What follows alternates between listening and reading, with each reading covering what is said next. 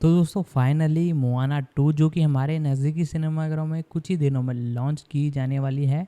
तो आज हम इस मूवी के बारे में आपको पूरी जानकारी बताने वाले हैं। इसकी प्री प्रोडक्शन, रिलीजिंग, कास्टिंग के बारे में, फिक्स रिलीजिंग डेट इसकी कर दी गई थी और पूरी जानकारी में से वीडियो में आपको बताने वाला हो। तो वीडियो को ज़रूर से लाइक कर दे, चैनल को सब्सक्राइब कर दे, बेल आइकन दबा कर इसे ऑल पर सेट कर दे। अब इसके बारे में हम जानना चालू करते हैं। मोआना 2, जिसे कुछ बाजारों में वयाना 2-3 या ओशिनिया 2-4 के नाम से भी जाना जाता है, वॉल्ट डिज्नी पिक्चर्स के लिए वॉल्ट डिज्नी एनिमेशन स्टूडियो द्वारा निर्मित एक आगामी अमेरिकी एनिमेटेड संगीतमय साहसिक फिल्म है। मोआना 2016 की अगली कड़ी।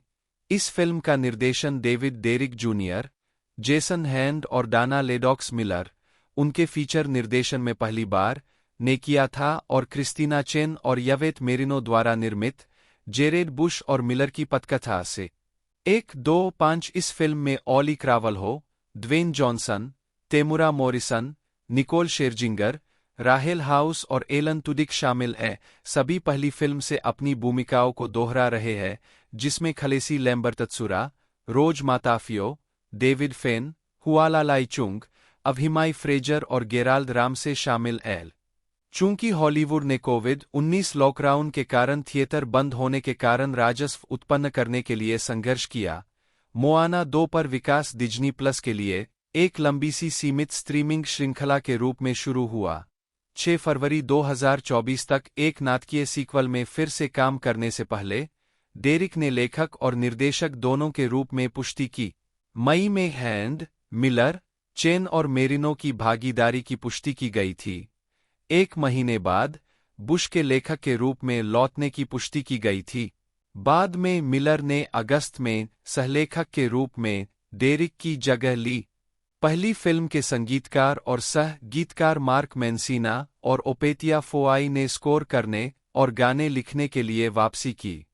मोआना 2 को संयुक्त राज्य अमेरिका में Walt Disney studio motion pictures द्वारा 27 नवंबर 2024 को रिलीज किया जाना है। 7 आंख आधार। पहली फिल्म की घटनाओं के 3 साल बाद मोआना को अपने पूर्वजों से एक अप्रत्याशित कॉल प्राप्त होती है और वह अपना खुद का दल बनाती है, अपने दोस्त अर्धदेव माउई के साथ फिर से मिलती है।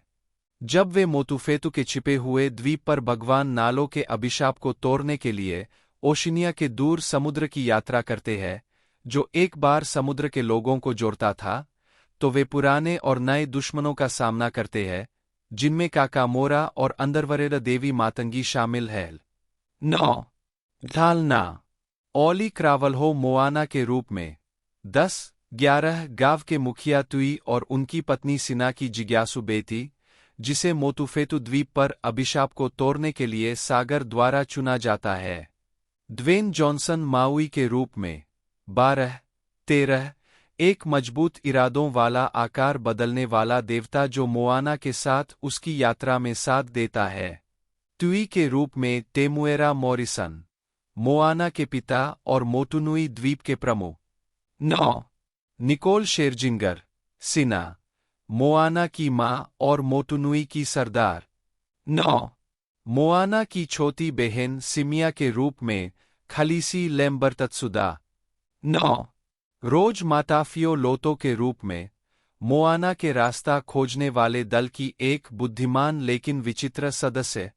9 डेविड फेन, केल, एक क्रोधी किसान और मोआना के रास्ता खोजने वाले दल का सदस्य। 9 मोनी के रूप में हुलालाई चुंग, मोआना के रास्ता खोजने वाले दल का सदस्य और माउई का प्रशंसा। 9 रेचेल हाउस ताला, तुई की दिवंगत मां और मोआना की दादी, जो मंतारे की आत्मा के रूप में लौटती है। मातंगी के रूप में अविमाई फ्रेजरा, मोआना और माउई के लिए एक रहस्यमय खतरा। तौताई वासा, मोआना के पूर्वज के रूप में गेराल्ड रैमसे। हेईही के रूप में एलन तुडिक। 14 मोआना का पालतू मुर्गा।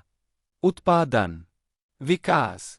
दिसंबर 2020 में डिज्नी इन्वेस्टर डे मीटिंग के दौरान वॉल्ट डिज्नी एनिमेशन स्टूडियो के मुख्य रचनात्मक अधिकारी जेनिफर ली ने घोषणा की कि मोआना द सीरीज नामक एक लंबी फॉर्म संगीतमय कॉमेडी श्रृंखला, जो इसी नाम की 2016 की फिल्म पर आधारित है, स्टूडियो में विकास में थी और 2023 में डिज्नी प्लस पर रिलीज के लिए तैयार थी।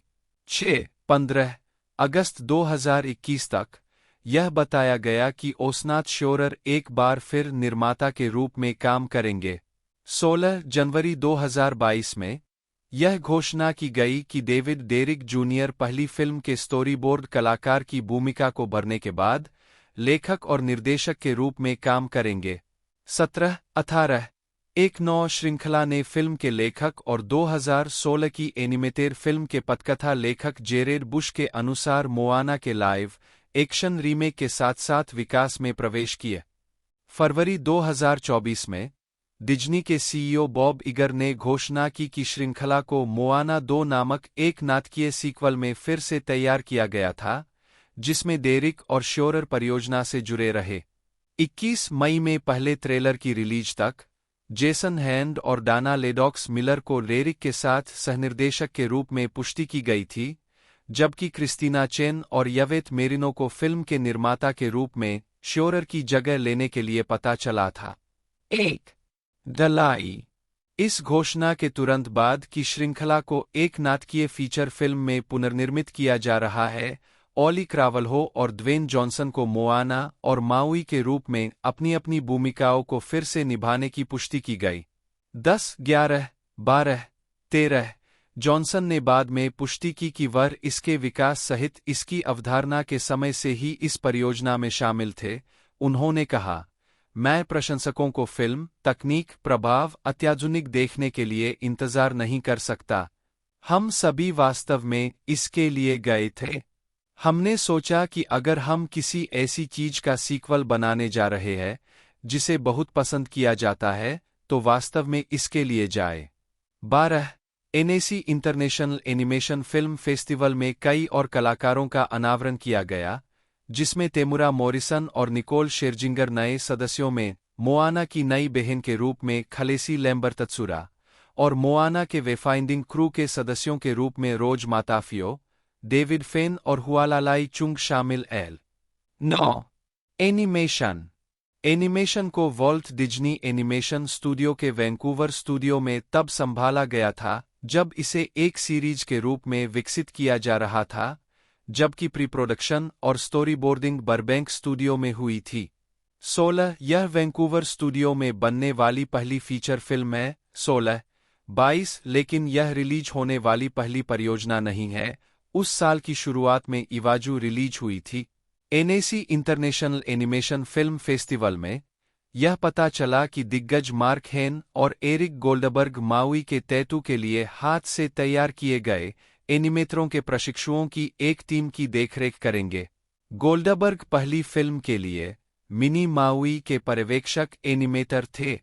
9 संगीत मार्क मैंसिना और ओपेटिया फोआई फिल्म का स्कोर बनाने के लिए वापस आए, जबकि एबिगेल बार्लो और एमिली बेयर ने पहली फिल्म से लिन-मैनुअल मिरांडा की जगह लेते हुए गाने लिखे। 23-24 क्रावल्हो ने कहा कि बार्लो और बेयर, 2 युवा महिलाओं की मदद से मोआना की कहानी को आवाज दी गई, जो एक युवा महिला की अपनी राह तलाशने की कहानी है। मैं बार्लो और बेयर से बेहतर जोड़ी के बारे में नहीं सोच सकता था। यह मेरी आवाज का एक नया हिस्सा है।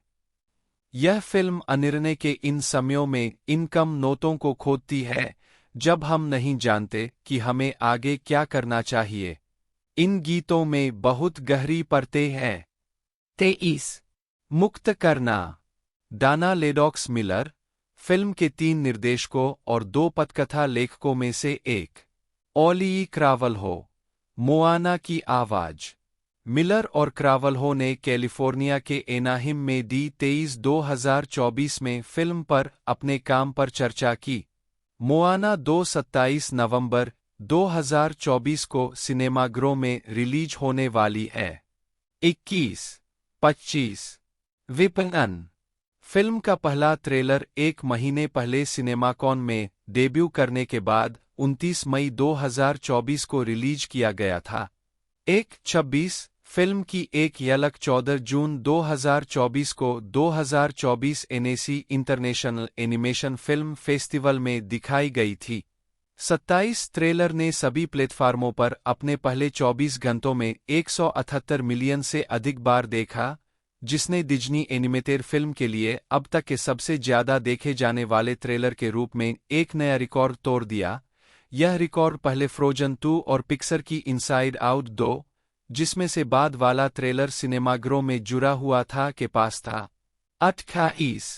9 अगस्त 2024 को क्रावल्हो और जॉनसन कैलिफोर्निया के एनाहिम में 2024 दी 23 एक्सपो में डिज्नी एंटरटेनमेंट शोकेस में फिल्म का प्रचार करने और एक नया ट्रेलर जारी करने के लिए उपस्थित हुए, जिसे कुछ ही समय बाद ऑनलाइन जारी किया गया। 29 दी 23 प्रस्तुति के दौरान क्रावल्हो ने पॉलिनेशियन नर्तकियों के साथ फिल्म का एक नया गीत वी आर बैक प्रस्तुत किया। 29 जॉनसन ने प्रस्तुति का उपयोग एक नई live action Monster Jam film की घोषणा करने के लिए भी किया, जिसे वह डिज्नी के साथ मिलकर बनाएंगे। 30 स्थानीयकरण।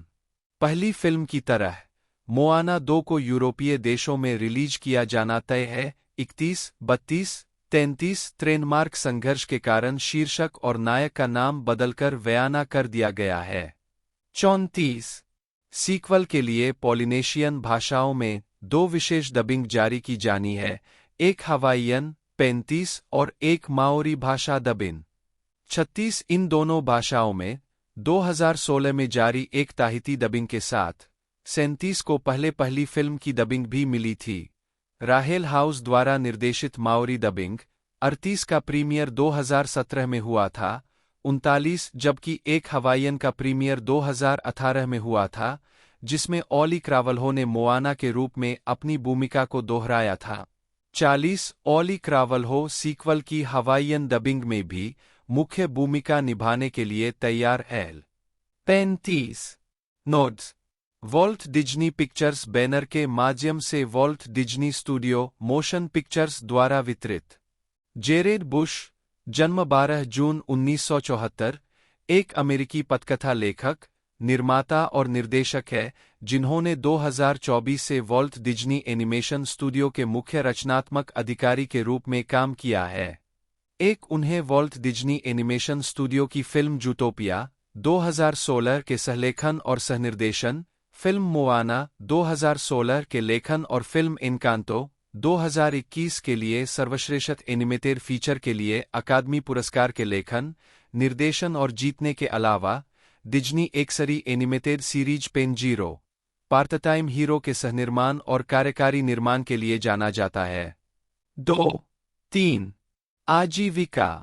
वह जूटोपिया परियोजना में बहुत पहले ही शामिल हो गए थे, इससे पहले कि यह एक जासूसी फिल्म से पुलिस प्रक्रियात्मक में विकसित हो।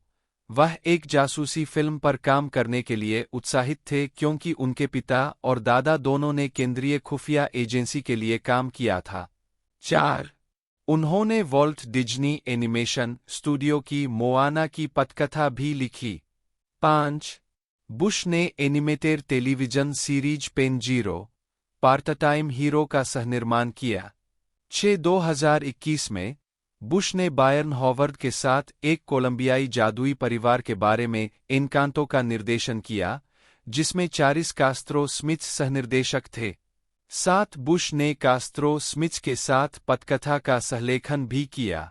19 सितंबर 2024 को डिज्नी एनिमेशन ने घोषणा की कि मुख्य रचनात्मक अधिकारी जेनिफर ली फ्रोजन 3 को निर्देशित करने और लिखने और फ्रोजन 4 को लिखने और कार्यकारी निर्माता बनने के लिए उस पद से हट रही है। बुश को उनके उत्तराधिकारी के रूप में नामित किया गया। 1 फिल्मोग्राफी। फिल्में क्लो ऑली क्रावल्हो बटा LIIKR VLJO बटा 2-3 जन्म 22 नवंबर 2004, एक अमेरिकी अभिनेत्री है। उन्होंने 16 साल की उम्र में डिज्नी की एनिमेटेड संगीतमय फिल्म मोआना 2016 में शीर्षक चरित्र की आवाज के रूप में अभिनय की शुरुआत की। 5, 6, 7 उन्होंने NBC drama series Rise 2018 Netflix drama film all together now 2020, अलौकिक comedy Darby and the dead 2022, Amazon Prime video sci fi series the power 2023, Disney channel की animated series Hailey's on it और मीन गर्ल्स म्यूजिकल के 2024 के film रूपांतरण में अभिनय किया। प्रारंभिक जीवन और शिक्षा। क्रावल्हो का जन्म कोहाला, हवाई में हुआ था। 4 और वे चीनी, मूल निवासी हवाईयन, प्यूर्तो रिकान, पुर्तगाली और आयरिश वंश की है। 8-9 जिस समय उन्होंने अपनी सफलता बनाई, वह अपनी मां के साथ मिलिलानी, हवाई में रह रही थी और हाई स्कूल के अपने पहले वर्ष में थी। कम्मेहामे स्कूल के कपालामा परिसर में ग्ली क्लब 10-11 में सोप्रानो गा रही थी। 12 जून 2021 में क्रावल्हो ने घोषणा की कि उन्हें कोलंबिया विश्वविद्यालय में स्वीकार कर लिया गया है और बाद में उन्होंने खुलासा किया कि वह पर्यावरण विज्ञान में पढ़ाई करने की योजना बना रही है। 13-14 आजीविका। क्रावल्हो ने 2016 की एनिमेटेड फिल्म मोआना में शीर्षक चरित्र के रूप में अभिनय किया। उसने कहा है कि वह शुरू में भूमिका के लिए ऑडिशन नहीं देने जा रही थी क्योंकि पहले से ही इतने सारे बेहतरीन सबमिशन थे कि उसे नहीं लगा कि उसे कोशिश करने की जरूरत है। 15 हालांकि ओहू में एक प्रतिभा एजेंट ने उसे एक चैरिटी वीडियो प्रतियोगिता के माध्यम से खोजा और उसे भूमिका के ऑडिशन के लिए लॉस एंजल्स ले आया। 9-16 कास्टिंग निर्देशक राहेल सतन ने कहा है कि क्रावल्हो सैकड़ों अभिनेत्रियों में से ऑडिशन देने वाली अंतिम व्यक्ति थी। 9-17 फरवरी 2017 में यह घोषणा की गई कि उन्हें एनबीसी नाटक राइज के लिए पायलट में लिया गया था, जिसे 4 मई 2017 को श्रृंखला में आदेश दिया गया था।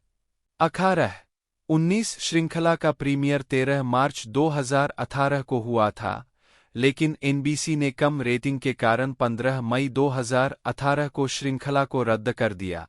20 मई 2017 में उन्होंने राष्ट्रीय मेमोरियल डे कॉन्सर्ट में राष्ट्रगान गाया। उद्धरण वांछित नवंबर 2017 में क्रावल्हो ने घोषणा की कि वह पहली हवाईयन भाषा में डब की गई डिज्नी फिल्म में मोआना के रूप में अपनी भूमिका को फिर से करने जा रही थी। 21-22 डब की गई मोआना का प्रीमियर 10 जून 2018 को हुआ। 23-5 नवंबर 2019 को क्रावल्हो ने एबीसी के द लिटिल मरमेर लाइव में एरियल का किरदार निभाया, जो द लिटिल मरमेर का लाइव एक्शन कॉन्सर्ट प्रस्तुतिकरण है। 24-25 2020 में उन्होंने नेटफ्लिक्स के लिए ब्रेथ हेली द्वारा निर्देशित ऑल टुगेदर नाउ में अभिनय किया। 26 क्रावल्हो ने 2018 और 2021 में वॉल्ट डिज्नी वर्ल्ड में डिज्नी के कैंडल लाइट प्रोसेशन में 2 बार अतिथि कथावाचक के रूप में प्रदर्शन किया है। 27 2020 में क्रावल्हो ने एक्टिंग फॉर ए कॉज में भाग लिया, जो ब्रैंडो क्रॉफर्ड द्वारा निर्मित, निर्देशित और निर्मित एक लाइव क्लासिक प्ले और स्क्रीनप्ले रीडिंग सीरीज है। 28 क्रावल्हो ने The Importance of Being Earnest में ग्वेंडोलिन फेयरफैक्स, 29 हेमलेट में लेरटेस, प्राइड एंड प्रेजुडिस में लेडी कैथरीन और फेरिस बुएलर्स रे ऑफ में जेनी बुएलर की भूमिका निभाई। रीडिंग ने माउंट सिनाई मेडिकल सेंटर सहित गैरलाभकारी चैरिटी के लिए धन जुटाया। 18 नवंबर 2021 को यह घोषणा की गई कि Carvalho animated comedy adventure series Hailey's on it में शीर्षक चरित्र हेली को आवाज देंगे, जिसका प्रीमियर 8 जून 2023 को डिज्नी चैनल पर होगा। 30 उनकी science fiction drama series the power में भी भूमिका है, जहां वह जोस क्लेरी लोपेज की भूमिका निभाती है, जो एक किशोरी है जो विद्युत शक्तियों का विकास करती है, और मीन गर्ल्स में जेनिस इमीके के रूप में। स्टेज म्यूजिकल मीन गर्ल्स का 2024 का फिल्म रूपांतरण है। उद्धरण आवश्यक 2023 में यह घोषणा की गई कि क्रावल्हो मोआना के आगामी लाइव एक्शन रूपांतरण पर एक कार्यकारी निर्माता होंगी, लेकिन वह शीर्षक भूमिका को फिर से नहीं निभाएंगी। उन्होंने 2024 में कहा कि मेरे लिए यह बहुत महत्वपूर्ण है कि मैं प्रशांत द्वीप वंश की अगली युवा महिला को यह जिम्मेदारी सौंपूं। 31 जुलाई 2024 में यह घोषणा की गई कि क्रावल्हो 16 सितंबर से शुरू होने वाले कैबरे के ब्रॉडवे प्रोडक्शन में सैली बाउल्स की भूमिका संभालेंगे। 32 व्यक्तिगत जीवन। अप्रैल 2020 में क्रावल्हो ने खुद को उभयलिंगी बताया। 33 जनवरी 2024 में क्रावल्हो ने खुलासा किया कि उन्हें एह्लर्स-रानलोस सिंड्रोम है। 34 2023 के इजराइल-हमास युद्ध के दौरान क्रावल्हो आर्टिस्ट्स 4 सीजफायर के सदस्य बन गए और समूह के खुले पत्र पर हस्ताक्षर किए, जिसमें जो बिडेन से युद्ध को समाप्त करने के लिए युद्ध विराम की सुविधा देने का आग्रह किया गया। 35 फिल्मोग्राफी। पतली परत। ऑली क्रावल्हो की फिल्मों की सूची। वर्ष शीर्षक भूमिका नोट्स। 2016 मोआना मोआना आवाज अंग्रेजी और हवाईयन भाषा में डबिंग। 23 2018 राल्फ ने इंटरनेट को तोड़ा मोआना आवाज। 2020 अब सब एक साथ amber Appleton. 2022 कुचलना AJ. Campos Derby और मृत कैप्री डोनह्यू। 2023 एक बार एक स्टूडियो पर मोआना आवाज लघु फिल्म। 36 2024 लड़कियों का मतलब जेनिस इमी के। 37 मोआना 2 मोआना आवाज अंग्रेजी और हवाईयन भाषा में डबिंग। 38 39 2026 मोआना केवल कार्यकारी निर्माता मॉरिसन जुलाई 2008 में 6 सप्ताह के लिए डॉ. होन रोपाटा की भूमिका निभाने के लिए शॉर्टलैंड स्ट्रीट लौट आए। 2008 में मॉरिसन न्यूजीलैंड के skit comedy television show pulp sport में भी दिखाई दिए, जहां उन्होंने एक स्केच में उनका क्लोन होने का मजाक उड़ाया था। मॉरिसन कई डीसी कॉमिक्स से संबंधित फिल्मों में दिखाई दिए हैं। 2011 की फिल्म ग्रीन लैंटर्न में उन्होंने अबिन सूर का किरदार निभाया था। 15 2018 में उन्होंने एक्वामैन में शीर्षक चरित्र के पिता लाइट हाउस कीपर टॉम करी की भूमिका निभाई। मॉरिसन ने 2023 में रिलीज होने वाली द फ्लैश और दिसंबर 2023 में रिलीज होने वाली Aquaman and the lost kingdom में भूमिका दोहराई। 16 व्यक्तिगत जीवन। जीवित व्यक्ति की जीवनी के इस भाग को सत्यापन के लिए अतिरिक्त उद्धरणों की आवश्यकता है। कृपया विश्वसनीय स्रोत जोड़कर सहायता करें। जीवित व्यक्तियों के बारे में विवादास्पद सामग्री जो स्रोतहीन या खराब स्रोत वाली है, उसे लेख और उसके वार्ता परिषद से तुरंत हटा दिया जाना चाहिए, खासकर यदि संभावित रूप से मानहानिकारक। स्रोत खोजें। तेमुएरा मॉरिसन, समाचार, समाचार पत्र, पुस्तकें, विद्वान, जिस्टोर। जनवरी 2022। जानें कि इस संदेश को कैसे और कब हटाया जाए। मॉरिसन न्यूजीलैंड में रहते हैं और अपना समय वहां, ऑस्ट्रेलिया और संयुक्त राज्य अमेरिका में फिल्मांकन के बीच बातते हैं। 1980 के दशक के अंत में all girl group when the cat's away की गायिका किम विलोबी के साथ उनके रिश्ते से एक वयस्क बेटा है और पीटा मेलबर्न के साथ एक बेटी है। मॉरिसन की पार्टनर एशली हाउडेंसेलियर है। 17 जो माओरी वंश, विशेष रूप से तुहोई और नगाती पोरो वंश की है। फिल्मोग्राफी। पतली परत। वर्ष शीर्षक भूमिका नोट्स। 1972 रंगी की पकड़ रंगी। 1984 अन्य भाग टोनी। 1988 कभी हार मत मानो अल्फ विंटर्स। मौरी युवा पुलिस। घास काटने वाला सार्जेंट हैरिस टेलीविजन फिल्म। 1994 कभी योद्धा थे जेक द मुस हेके। 1996 कंटिया तार एक्सल हुड। डॉ. मोरो का द्वीप अजाजेलो। टूटी फूटी अंग्रेजी मनु। छोटे सफेद यूथ टिम। मार खाने वाला लड़का Jack television film. 1997 Speed 2, Cruise Control प्रथम अधिकारी जूलियानो। 1998 6 दिन, 7 रातें जगह। 1999 टूटे हुए दिल का क्या होता है, जेक द मुस हेके।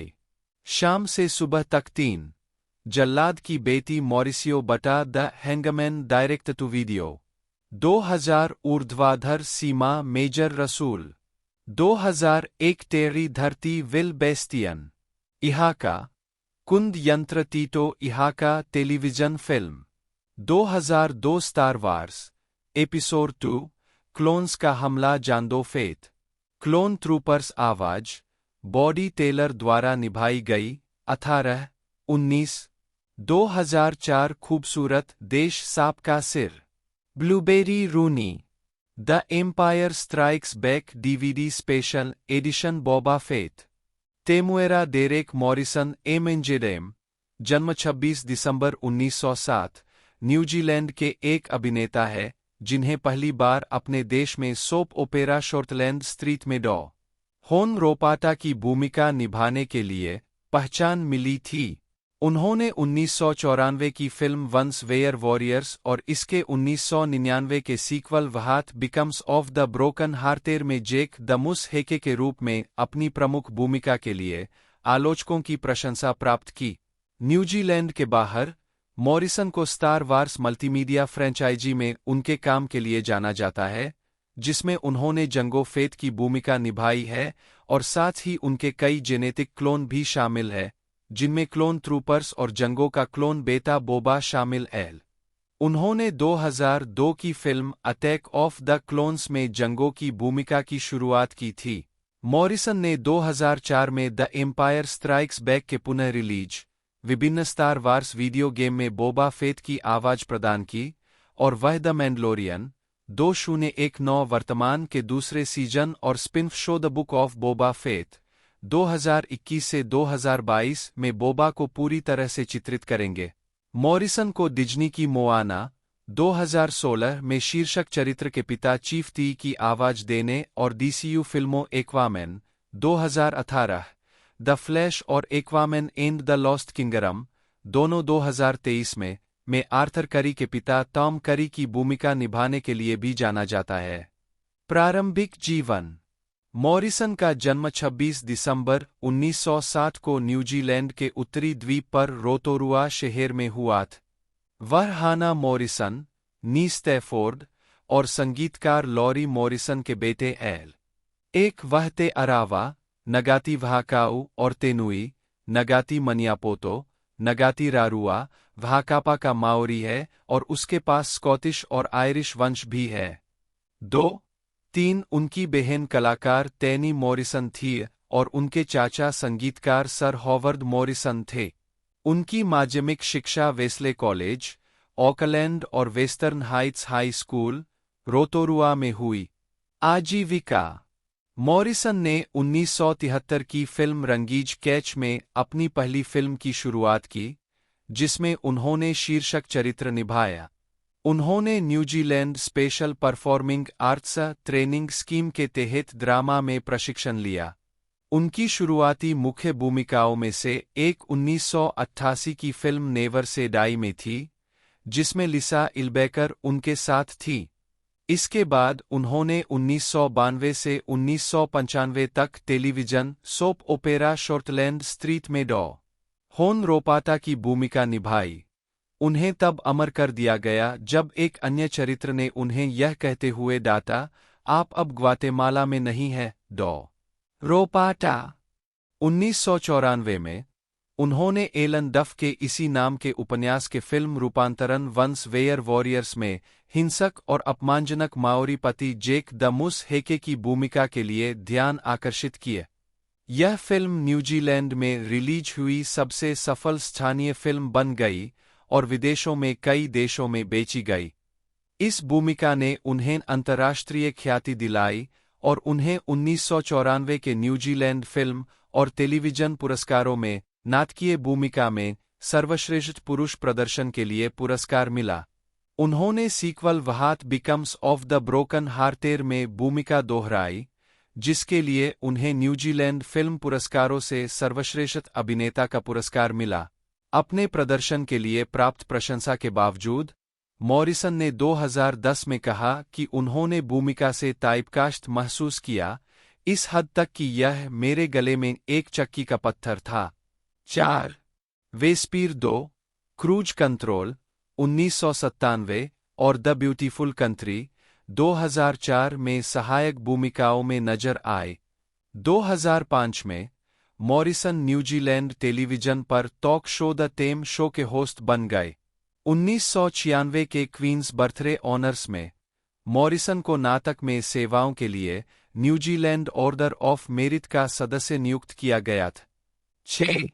उन्होंने 2009 में एक आत्मकथा लिखना शुरू किया, जिससे उन्हें उम्मीद थी कि यह दूसरों को सितारों तक पहुंचने के लिए प्रेरित करेगी। 7. उन्होंने नवंबर 2014 के अंत में सोनी म्यूजिक एंटरटेनमेंट एंजेर के माध्यम से अपना पहला एल्बम टेम रिलीज किया। इस एल्बम में उन गानों के कवर शामिल हैं जिन्हें उनके पिता और चाचा सर हॉवर्ड मॉरिसन स्थानीय स्थानों पर तब गाते थे जब वह बड़े हो रहे थे। 8. Star wars.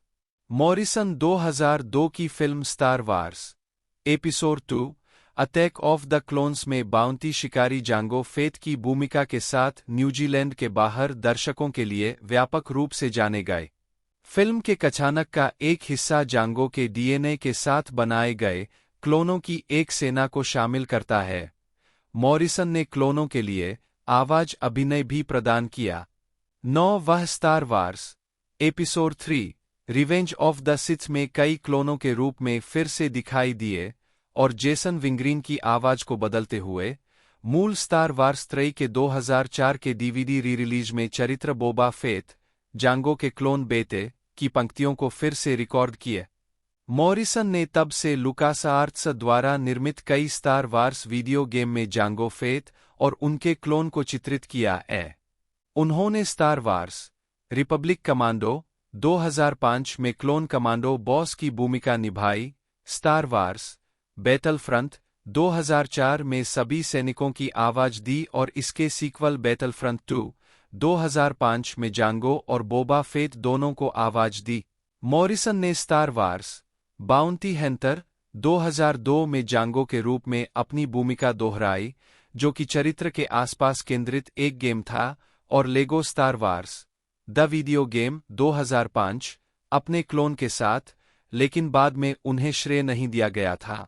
उन्होंने 2006 के game Star Wars Empire at war.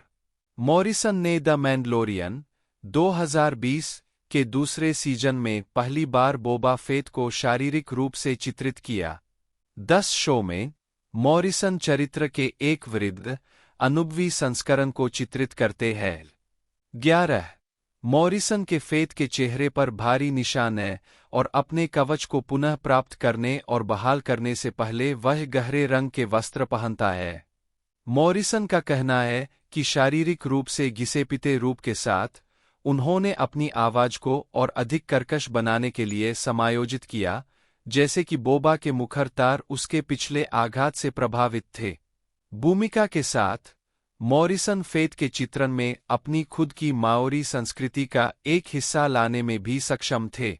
The New York times के साथ एक साक्षात्कार में उन्होंने कहा कि वह उस तरह की भावना और ऊर्जा लाना चाहते थे जिसे हम वैरुआ कहते हैं। भूमिका में 11 2020 में हिंद सीरीज द मैंडलोरियन के स्पिन ऑफ की घोषणा की गई, जिसका शीर्षक the book of Boba Fett था।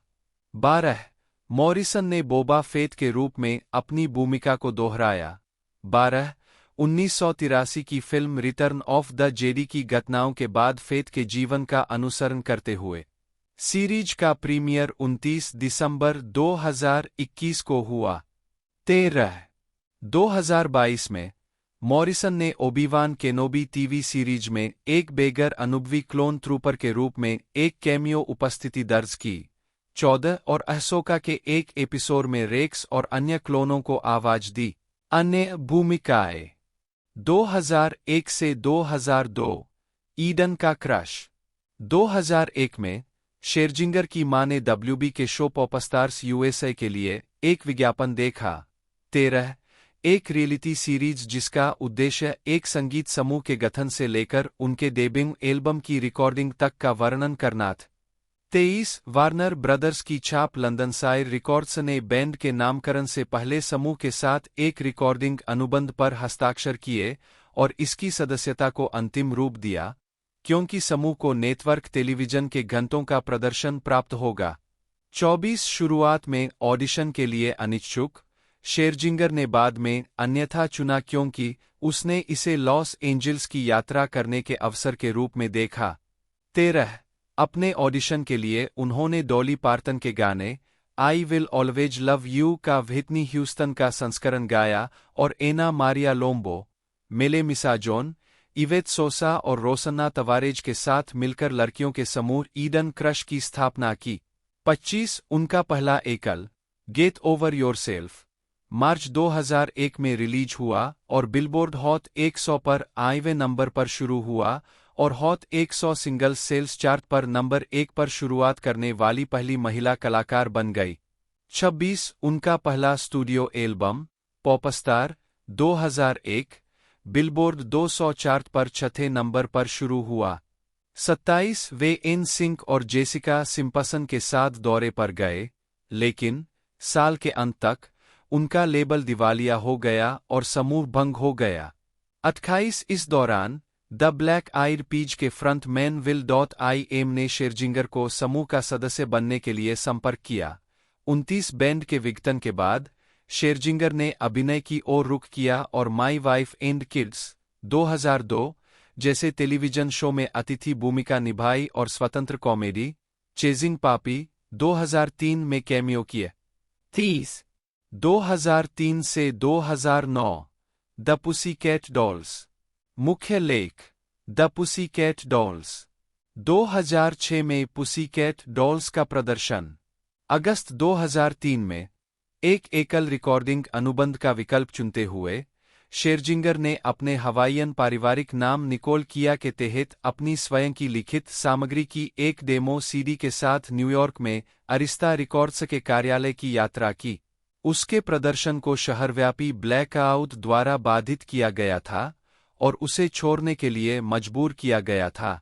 इस बीच रॉबिन एंटिन, बर्लेस्क मंडली पुसीकैट डॉल्स के निर्माता, ने इंटरस्कोप रिकॉर्ड्स के साथ एक संयुक्त उद्यम बनाया और रिकॉर्ड निर्माता जिमी इयोवाइन और रॉन फेयर के साथ एक अलग रिकॉर्डिंग समूह के लिए एक खुला ऑडिशन शुरू किए। 31 Will.i.am द्वारा इयोवाइन को शेरजिंगर की सिफारिश करने के बाद 29 और एक एकल सौदा प्राप्त करने की उम्मीद में उन्होंने दिसंबर 2003 32 प्रमुख गायक के रूप में शेरजिंगर ने अधिकांश गायन की जिम्मेदारी संभाली और वे समूह के एकमात्र सदस्य हैं जिन्हें उनके डेब्यू एल्बम PCD में गीत लेखन का श्रेय दिया गया, जिसे सितंबर 2005 में रिलीज किया गया था। 32 एल्बम के पहले डोंट चा आया था, जो उनकी अंतर्राष्ट्रीय सफलता बन गया, बिलबोर्ड हॉट 100 पर नंबर 2 पर पहुंच गया। 33 एल्बम ने अन्य हिन स्टिक विथ यू और बटन्स को जन्म दिया, जिनमें से पूर्व को 49वें वार्षिक ग्रैमी अवार्ड्स में गायन के साथ एक युगल या समूह द्वारा सर्वश्रेष्ठ पॉप प्रदर्शन के लिए नामित किया गया था। 34 फरवरी 2006 में शेरजिंगर ने यूनिवर्सल म्यूजिक पब्लिशिंग ग्रुप के साथ एक वैश्विक प्रकाशन समझौते पर हस्ताक्षर किए, जो उनके भविष्य के गीत लेखन को कवर करेगा। 35 मुख्य गायिका के रूप में उनके काम ने शेरजिंगर की लोकप्रियता को और बढ़ाया क्योंकि उन्होंने अपने संगीत पर काम करना जारी रखा। शेरजिंगर की पहली एकल रिकॉर्डिंग अवंत के लाई अबाउट अस पर एक फीचर थी, जिसे जुलाई 2006 में रिलीज किया गया था और बाद में दीदी के साथ कम टू मी पर सहयोग किया, जो US बिलबोर्ड हॉट 100 पर शेरजिंगर का पहला एकल शीर्षदस हिट बन गया। 36 मार्च 2007 में शेरजिंगर ने घोषणा की कि उनके डेब्यू स्टूडियो एल्बम का शीर्षक हर नेम इज निकोल होगा और शुरुआत में इसे गर्मियों के अंत में रिलीज करने के लिए निर्धारित किया गया था। 32-37 इस परियोजना से 4 एकल रिलीज किए गए, व्हाटएवर यू लाइक जिसमें TI शामिल है, बेबी लव, जिसमें विल डॉट आई एम शामिल है, सुपरविलेन और पुआ केनिकेनी। हालांकि सभी बिलबोर्ड चार्ट पर कोई महत्वपूर्ण प्रभाव डालने में विफल रहे। 32 हालांकि बेबी लव अंतर्राष्ट्रीय क्षेत्रों में एक मध्यम सफलता थी। कई बार पीछे हटने के बाद 30 शेरजिंगर ने एल्बम से कोई और एकल रिलीज न करने का फैसला किया और उनके अनुरोध पर हर नेम इज निकोल को अंततः बंद कर दिया गया और डॉल के दूसरे एल्बम पर अपना ध्यान केंद्रित किया। 38-39 पुसीकैट डॉल्स ने 10 मार्च 2008 को फारस की खाड़ी क्षेत्र में स्थित अमेरिकी सेना के शिविर में एक लाइव संगीत कार्यक्रम के दौरान 2000 से अधिक अमेरिकी और गठबंधन सेवा सदस्यों के लिए प्रदर्शन किए। पुसीकैट डॉल्स का दूसरा और अंतिम एल्बम डॉल डोमिनेशन 23 सितंबर 2008 को संयुक्त राज्य अमेरिका में जारी किया गया था और बिलबोर्ड 200 पर चौथे नंबर पर पहुंच गया। 40 एल्बम में एकल व्हेन आई ग्रो अप और आई हेट दिस पार्ट शामिल थे, जो बिलबोर्ड हॉट 100 पर क्रमशः 9वें और 11वें नंबर पर पहुंच गए। 41 दोनों गाने मूल रूप से शेरजिंगर के एकल प्रयास के लिए रिकॉर्ड किए गए थे। 42 अगले वर्ष समूह ने दुनिया भर में डॉल डोमिनेशन टूर शुरू किया, जो 18 जनवरी 2009 को शुरू हुआ। 43 दौरे पर रहते हुए शेरजिंगर को फिल्म स्लमडॉग मिलिनेयर 2008 से जय हो के पॉप संस्करण को फिर से लिखने के लिए कहा गया। 44 इस गाने का शीर्षक जय हो यू आर माई डेस्टिनी था, जिसमें AR रहमान और पुसीकैट डॉल्स को श्रेय दिया गया था, जबकि शेरजिंगर को एक विशेष कलाकार के रूप में श्रेय दिया गया था, जिससे समूह के भीतर असंतोष पैदा हुआ था। 45 यह गाना 17 देशों में नंबर 1 पर पहुंच गया। अमेरिका में यह बिलबोर्ड हॉट 100 पर 15वें स्थान पर पहुंच गया। 85 स्थानों पर चार्ज करने के बाद परिणामस्वरूप 100वें नंबर से सबसे बड़ी साप्ताहिक छलांग लगाई। 46 5 अप्रैल 2009 को शेरजिंगर ने रेसलमेनिया XXV में ह्यूस्टन, टेक्सास के रिलायंस स्टेडियम में अमेरिका द ब्यूटीफुल का प्रदर्शन किया। 47 अगस्त 209 में दौरे के समापन के बाद समूह ने एकल करियर को आगे बढ़ाने के लिए एक अंतराल की घोषणा की। 48-49 सारा बैरेलिस द्वारा प्रतिस्थापित किए जाने से पहले वह दूसरे सीजन के लिए लौटी। 50 निकोल शेरजिंगर बटा RZ R बटा शोर जिंग R, जन्म निकोल प्रस्कोविया एलिकोलानी वैलियंटे 29 जून 1971, एक अमेरिकी गायिका, गीतकार, नर्तकी, अभिनेत्री और टेलीविजन व्यक्तित्व एल। वह 2003 से 2010 के बीच R&B, पॉप समूह और नृत्य समूह द पुसीकैट डॉल्स की सदस्य थीं। दुनिया भर में केवल 2 एल्बम और 55 मिलियन से अधिक रिकॉर्ड बिकने के साथ द पुसीकैट डॉल्स दुनिया के सभी समय के सबसे अधिक बिकने वाले महिला समूहों में से एक बन गई। 5, 6, 7 होनोलुलु, हवाई में जन्मी और लुइसविले, केंटकी में पलीभरी शेरजिंगर ने 14 साल की उम्र में अभिनय करना शुरू किया और राइट स्टेट यूनिवर्सिटी में संगीत थिएटर का अध्ययन किया।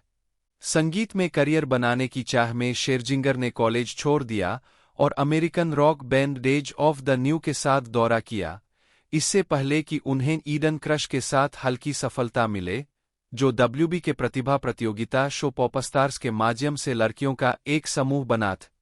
छोटी मोटी अभिनय भूमिकाएं निभाने के बाद शेरजिंगर पुसीकैट डॉल्स की प्रमुख गायिका बन गई। शेरजिंगर ने समूह के बाहर एक एकल करियर बनाया। उनका पहला album Her name is Nicole, इसके प्रचार एकल से अपर्याप्त व्यावसायिक प्रतिक्रिया के कारण बंद कर दिया गया था। हालांकि उनका पहला एल्बम किलर लव 2011 के रूप में जारी किया गया था, दोनों एल्बम घरेलू स्तर पर चार्ट में जगह बनाने में असफल रहे, हालांकि उन्हें अंतर्राष्ट्रीय चार्ट पर मध्यम सफलता मिली। शेरजिंगर ने टेलीविजन टैलेंट शो में जज के रूप में काम किया है, जिसमें द सिंग्फ 2009 से 2010, the x factor US 2011, the x factor UK 2012 से 2013, 2016 से 2017, ऑस्ट्रेलियाज गॉट टैलेंट 2019 और द मास्क सिंगर 2019 से 2023 शामिल हैं। 2010 में उन्होंने टेलीविजन डांसिंग प्रतियोगिता show dancing with the stars में भाग लिया, जिसमें उन्होंने जीत हासिल की। इस अवधि के दौरान उनके अन्य कामों में कैट्स 2014 और सनसेट बुलेवार्ड 2023 से 2024 में उनकी नाटकीय भूमिकाएं, साथ ही Disney animated film Moana 2016, television film dirty dancing 2017 और टेलीविजन स्पेशल एनी लाइव 2021 में भूमिकाएं शामिल हैं। अपने करियर के दौरान शेरजिंगर को 1 ग्रैमी और 2 लॉरेंस ओलिवियर पुरस्कारों के लिए नामांकन प्राप्त हुए हैं। उन्होंने 2023 में सनसेट बुलेवार्ड के वेस्ट एंड पुनरुद्धार में नॉर्मा डेसमंड के रूप में अपने प्रदर्शन के लिए एक संगीत में सर्वश्रेष्ठ अभिनेत्री के लिए 2024 लॉरेंस ओलिवियर पुरस्कार जीता। 9 उनके अन्य उपक्रमों में कपड़ों की लाइनें और एक खुशबू शामिल है, साथ ही साथ विशेष ओलंपिक के लिए एक राजदूत और यूनिसेफ यूके के समर्थक के रूप में भी काम किया है। 10 प्रारंभिक जीवन। निकोल प्रास्कोविया एलिकोलानी वेलिएंट का जन्म 29 जून 1978 को होनोलुलु, हवाई में हुआ था। 11 उनके पिता फिलिपिनो मूल के अल्फोंसो वेलिएंट थे और उनकी मां रोजमेरी मूल निवासी हवाईयन और यूक्रेनी मूल की थी। 12 9 जब निकोल 2 साल की थीं तब अल्फोंसो ने परिवार छोड़ दिया था। 9 इसके बाद रोजमेरी ने जर्मन अमेरिकी गैरी शेरजिंगर से शादी की, जिन्होंने निकोल को गोद लिया और जिनका उपनाम उसने अंततः अपना लिया। उसकी एक छोटी बहन है, केला। 13 जब निकोल 6 साल की थी तो वे लुइसविले, केंटकी चले गए। 13 जहां उसकी मां एक क्लर्क थी और उसके सौतेले पिता एक वेल्डर थे। शेरजिंगर ने अपने पालनपोषण को मुश्किल बताया क्योंकि वह बिना ज्यादा पैसों के बड़ी हुई। 14 13 अपने दादा के पुजारी होने के कारण। 15 शेरजिंगर का पालनपोषण रोमन कैथोलिक के रूप में हुआ और वह खुद को वास्तव में मजबूत धार्मिक विश्वासों के साथ रूढ़िवादी मानती थी और अपनी मां को गर्व महसूस कराने के लिए सप्ताह में 2 बार चर्च जाती थी। 16 14 साल की उम्र में वह लुइसविले के एक्टर्स थिएटर में शामिल हो गईं, जहां उन्हें उनके पहले पेशेवर नाटक ला बेट में कास्ट किया गया था। 17 उन्होंने 1996 में ड्यूपोंट मैनुअल हाई स्कूल में youth performing arts school YPS से स्नातक की उपाधि प्राप्त की, जहां उन्होंने एलिस इन वंडरलैंड सहित कई नाटकों में भाग लिया, जिसमें उन्होंने एलिस की भूमिका निभाई थी। शेरजिंगर आश्चर्यचकित थीं कि उन्हें यह भूमिका मिली क्योंकि उनका मुकाबला नीली आंखों और सुनहरे बालों वाली लड़की से था। 13 2007 में उन्हें सबसे कम उम्र की सदस्यों में से एक के रूप में ड्यूपोंट मैनुअल एलुमनाई के हॉल ऑफ फेम में शामिल किया गया था। 18 2013 से शेरजिंगर ने YPS को प्रति वर्ष $2000 नामचीन छात्रवृत्ति प्रदान की है। 18 इस अवधि के दौरान शेरजिंगर ने संगीत में शिकागो, गाइज एंड डॉल्स और शो बोट के क्षेत्रीय निर्माणों में मुख्य भूमिकाएं हासिल की। 17 कॉलेज के अपने अंतिम वर्ष में शेरजिंगर को Rage of the New Band के नेता ट्रेविस मीक्स ने अपने स्वशीर्षक वाले दूसरे स्टूडियो एल्बम में गायन में योगदान देने के लिए काम पर रखा था। मीक्स ने एक ऐसे गायक की तलाश की जो कुछ और विश, ओपेरा बनावट और आवाज दे सके। 20 एल्बम का समर्थन दौरा इसके बाद हुआ, जिसके कारण शेरजिंगर को कॉलेज छोड़ देना पड़ा। 21 दौरे के समापन की ओर मीक्स ने कहा कि दोनों रचनात्मक रूप से अलग हो गए। उन्होंने दावा किया कि वह संगीत को बहुत अच्छी तरह से नहीं समझती थीं, लेकिन उन्होंने कहा कि वह एक अद्भुत मनोरंजन करता। आजीविका। विशेष रूप से गीत मानक मेमोरी के उनके गायन की प्रशंसा की और एक संगीत में सहायक भूमिका में सर्वश्रेष्ठ अभिनेत्री के लिए लॉरेंस ओलिवियर पुरस्कार नामांकन प्राप्त किया। 85 वह कैट्स के ब्रॉडवे पुनरुद्धार में ग्रिजाबेला को फिर से निभाने के लिए तैयार थीं, लेकिन रिहर्सल से एक हफ्ते पहले 30 जून 2015 को शेरजिंगर को विभिन्न प्रकार के show I can do that का विजेता घोषित किया गया, जहां 6 हस्तियां एक दूसरे के साथ ऐसे कौशल का प्रदर्शन करके प्रतिस्पर्धा करती है जिसके बारे में उन्हें कभी पता ही नहीं चलता। 87 जुलाई में उन्होंने वाशिंगटन डीसी में एक कैपिटल फोर्थ कॉन्सर्ट में और 2015 के विशेष ओलंपिक विश्व ग्रीष्मकालीन खेलों के उद्घाटन के दौरान अमेरिकी राष्ट्रगान का प्रदर्शन किया। 88 best time ever with Neil Patrick Harris. 15 सितंबर 2015 को एनबीसी पर शेरजिंगर के साथ सहमेजबान के रूप में एक लाइव विभिन्न प्रकार के शो का प्रीमियर हुआ। कम रेटिंग के कारण एक सीजन के बाद शो रद्द कर दिया गया। 90 अगले महीने रिकी विल्सन द्वारा आयोजित संगीत panel show 90 the x factor UK से 3 साल के अंतराल के बाद शेरजिंगर 13वीं और 14वीं श्रृंखला के लिए रीता ओरा की जगह एक जज के रूप में लौटी। वह 15वीं श्रृंखला से पहले चली गईं, जहां उनकी जगह रॉबी विलियम्स ने ले ली। 91 उन्होंने एनिमेटेड फीचर मोआना में सिना की आवाज दी, जिसे नवंबर 2016 में वॉल्ट डिज्नी पिक्चर्स के माध्यम से रिलीज किया गया था। 93 शेरजिंगर ने एबीसी की टेलीविजन फिल्म डर्टी डांसिंग में पेनी के रूप में अभिनय किया, जो इसी नाम की 1987 की फिल्म की रीमेक थी। 94 इसका प्रीमियर 24 मई 2017 को हुआ। 95 हालांकि फिल्म को आलोचकों से नकारात्मक समीक्षा मिली, शेरजिंगर के प्रदर्शन की प्रशंसा हुई। 97 2018 में शेरजिंगर ने राल्फ ब्रेक्स द इंटरनेट में एक आवाज कैमियो किया था। 98 2019 से 2022 द मास्क्ड सिंगर, पुसीकैट डॉल्स का पुनर्मिलन और एकल वापसी। शेरजिंगर ने 2019 की शुरुआत द मास्क्ड सिंगर में एक पैनलिस्ट के रूप में दिखाई देने के साथ की, एक वास्तविकता गायन प्रतियोगिता जहां मशहूर हस्तियां अपनी पहचान छुपाने वाली वेशभूषा पहनते हुए प्रसिद्ध गीतों के कवर गाती है। कार्यक्रम का प्रीमियर 2011 में द एक्स फैक्टर यूएसए के बाद से संयुक्त राज्य अमेरिका में सबसे अधिक रेटिंग वाली अनस्क्रिप्टेड टेलीविजन श्रृंखला की शुरुआत थी और तब से यह नेटवर्क के लिए एक रेटिंग सफलता रही है। 99 मई 2019 में ऑस्ट्रेलिया के गॉट टैलेंट के 9वें सीजन में जज के रूप में शेरजिंगर की घोषणा की गई थी।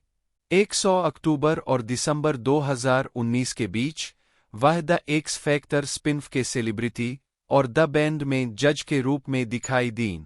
101 102 द एक्स फैक्टर सेलिब्रिटी के समापन पर सुट्टा, बाचर, रॉबर्ट्स, शेरजिंगर और वायत से मिलकर बनी पुसीकैट डॉल्स ने अपने पिछले सिंगल्स और अपने नए गीत रिएक्ट के लाइव मेडली प्रदर्शन के साथ फिर से वापसी की। 103 ब्रिटिश मीडिया नियामक ऑफकॉम को दर्शकों से 400 से अधिक शिकायतें मिली, जिन्होंने बैंड के प्रदर्शन की कथित उत्तेजक प्रकृति की आलोचना की। 104 मई 2010 में शेरजिंगर और उनके डांस पार्टनर डेरेक हफ ने डांसिंग विद द स्टार्स का 10वां सीजन जीता। 51 जुलाई 2010 में शेरजिंगर ने द एक्स फैक्टर यूके में अतिथि जज के रूप में काम किया, जहां उन्होंने वन डायरेक्शन का गठन किया, 52 लड़कों को उठाकर और अन्य जजों से आग्रह करके कि लड़के साथ में धमाल मचा सकते थे। 53 उनके कार्यकाल को दर्शकों और निर्माताओं ने खूब सराहा। 55 अगले महीने उन्होंने रॉक म्यूजिकल रेंट के नील पैट्रिक हैरिस के हॉलीवुड बाउल प्रोडक्शन में मॉरीन का किरदार निभाया। 56 संगीत में उनके प्रदर्शन को आलोचकों से प्रशंसा मिली। 57 लॉस एंजल्स टाइम्स के चार्ल्स मैकनल्टी ने लिखा। 58 अक्टूबर 2010 में शेरजिंगर ने एल्बम से मुख्य एकल के रूप में पॉइजन रिलीज किया, जो यूके सिंगल्स चार्ट पर तीसरे नंबर पर पहुंच गया। 59 और अपने एकल कैरियर पर ध्यान केंद्रित करने के लिए पुसीकैट डॉल्स से प्रस्थान की घोषणा की। 60 न्यू जर्सी के न्यूयॉर्क में द एक्स फैक्टर के ऑडिशन में शेरजिंगर पहुंचते हुए उनका पहला एल्बम किलर लव 21 मार्च 2011 को यूनाइटेड किंगडम में रिलीज किया गया था। 61 यूके एल्बम चार्ट पर एल्बम ने शुरुआत की और 8वें नंबर पर पहुंच गया और नवंबर तक इसकी 1,40,000 से अधिक प्रतियां बिक गईं। 62 एल्बम का दूसरा एकल don't hold your breathe UK singles chart में एकल कलाकार के रूप में शेरजिंगर का पहला नंबर 1 एकल बन गया और इसका तीसरा एकल राइट देयर तीसरे नंबर पर पहुंच गया।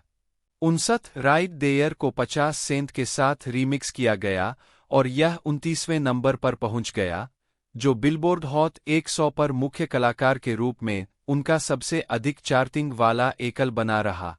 63 इसे किलर लव के यूएस संस्करण के लिए मुख्य एकल के रूप में रिलीज किया गया था। 64 हालांकि कई देरी के बाद रिलीज कभी नहीं हो पाई। 62 शुरुआत में द एक्स फैक्टर के यूएसए शो के पहले सीजन में स्टीव जोन्स के साथ सहमेजबानी करने के लिए काम पर रखा गया था। 65 ऑडिशन के चरणों के बीच जज के रूप में द एक्स फैक्टर यूके की पूर्व जज चेरिल कोल की जगह शेरजिंगर ने अंतः विवाद खड़ा कर दिया था। 66 बाद में क्वार्टर फाइनल में परिणाम को गतिरोध पर भेजने के बाद उन्हें प्रतिक्रिया और मौत की धमकियां मिली, जिसके परिणामस्वरूप राहेल क्रो को बाहर कर दिया गया। 67 उन्होंने ओवर 30 के दशक की सलाह दी। उनके अंतिम अभिनय जोश क्राजिक को सीजन का उपविजेता नामित किया गया।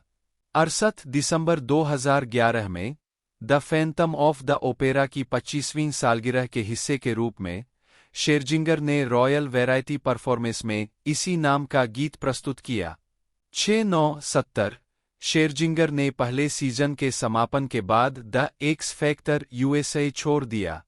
द एक्स फैक्टर यूएसए के दूसरे सीजन के लिए उनकी जगह डेमी लोवाटो ने ले ली। फरवरी 2012 में उन्होंने यूनाइटेड किंगडम में अपना पहला हेडलाइनिंग टूर शुरू किया। 71 और बाद में कुछ समय के लिए बैरी सोनेनफेल्ड के मेन इन ब्लैक 3 में दिखाई दी।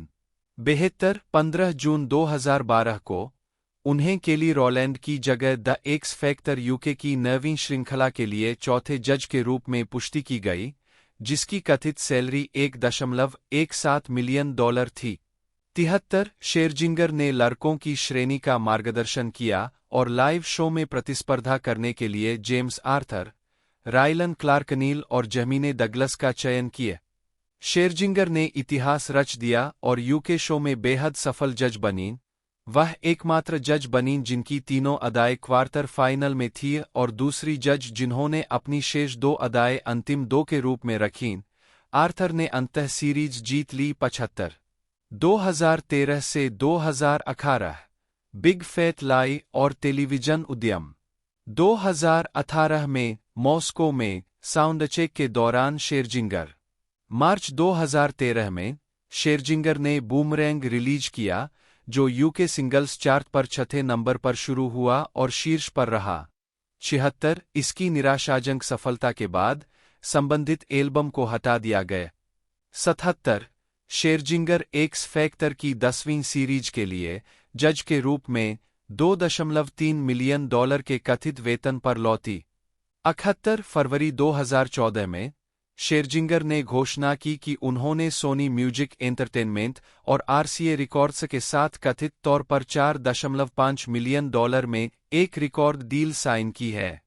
79-80 शेरजिंगर का दूसरा स्टूडियो एल्बम बिग फैट लाई अक्टूबर 2014 में रिलीज हुआ।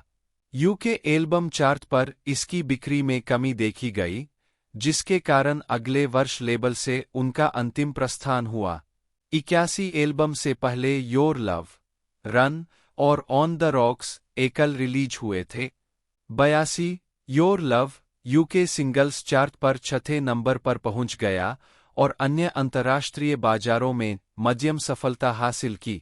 83 दिसंबर में शेरजिंगर ने लंदन पैलेडियम में संगीतमय कैट्स के 2014 के पुनरुद्धार में ग्रिजाबेला के रूप में अभिनय करते हुए वेस्ट एंड में अपनी शुरुआत की, जहां उन्होंने 8 फरवरी 2015 तक 12 सप्ताह तक भूमिका निभाई।